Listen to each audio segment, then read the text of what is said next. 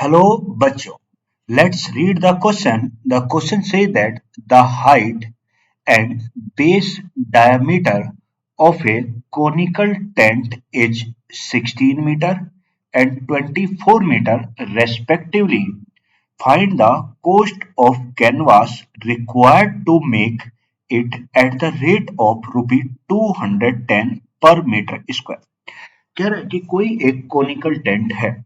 मान लो मैंने कोई एक कोनिकल टेंट बना लेते हैं। ये ये मान लो कोई एक कोनिकल टेंट है।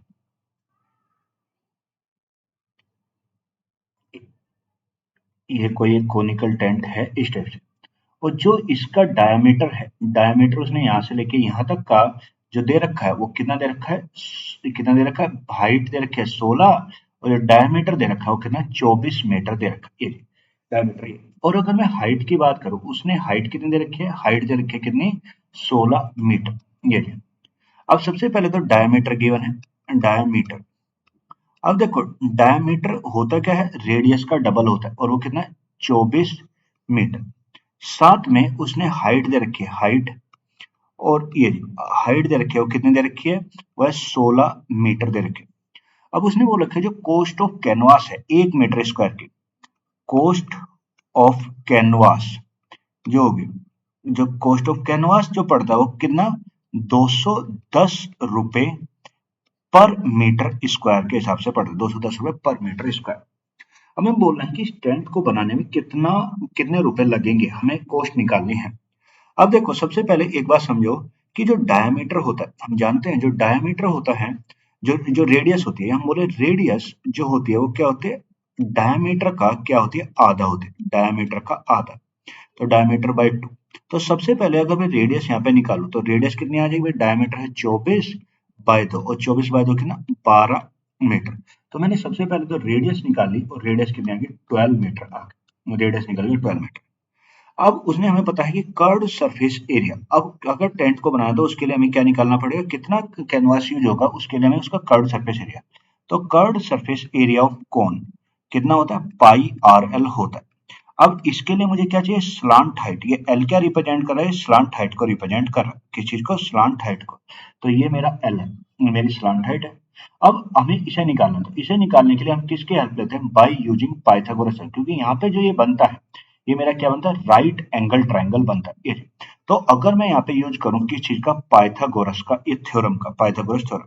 और पाइथागोरस थ्योरम कहती क्या है, पाइथागोरस थ्योरम कहती है हाइपोटेन्यूज का स्क्वायर इक्वल टू परपेंडिकुलर का स्क्वायर प्लस बेस का स्क्वायर, ये कहती है।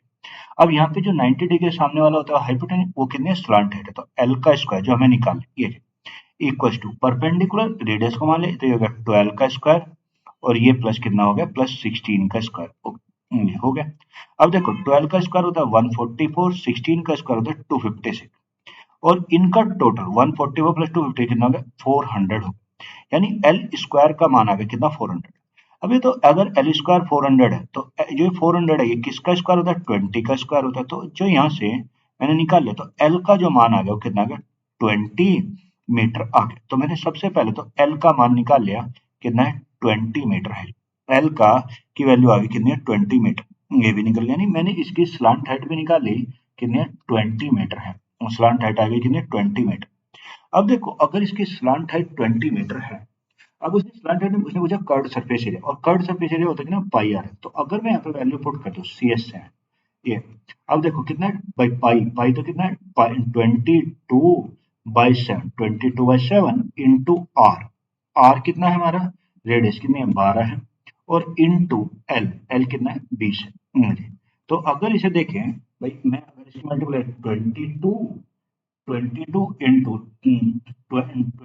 इंटू 12, अगर इसकी मल्टीप्लाई करें तो आएगा 5280, और डिवाइडेड बाय कितना 7, यानी जो उसका कर्ड सरफेस एरिया होगा वो कितना होगा, ये हो जाएगा कितना 5280 अपॉन 7 मीटर स्क्वायर, ये उसका कर्ड सरफेस। पर हमें ये नहीं निकालना, हमें तो कोस्ट निकालना है। तो हमें पता है 1 मीटर स्क्वायर की कोस्ट कितनी है, इतनी है भाई 210 रुपये पर मीटर स्क्वायर के हिसाब से वो आता है ये। अगर 1 मीटर की इतनी है और हमें निकालने कितने के, इतने मीटर स्क्वायर की कोस्ट निकालनी कितने की, 5280 मीटर स्क्वायर।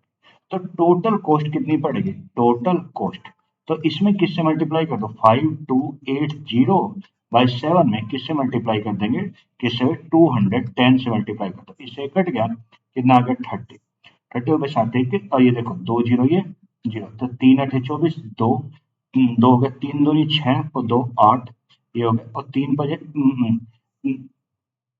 5 15 तो ये हो गया 15840 रुपी 8400 रुपी यानी जो उस टेंट को बनाने के लिए कैनवास लगेगा उसकी जो टोटल कॉस्ट पड़ेगी जो टोटल कॉस्ट आएगी वो कितने की 15840 रुपी ये इसके कॉस्ट में लगेगा so the answer of this question is 15840 rupee hope you will understand it.